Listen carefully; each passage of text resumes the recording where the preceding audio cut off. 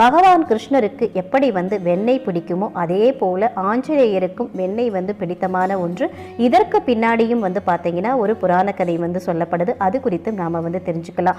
இலங்கை முழுவதும் ஆஞ்சநேயர் சீதையை தேடி அலைந்துகிட்டு இருந்தப்போ ராவனுடைய வீரர்கள் பல தடைகளை ஆஞ்சநேயருக்கு கொடுக்குறாங்க.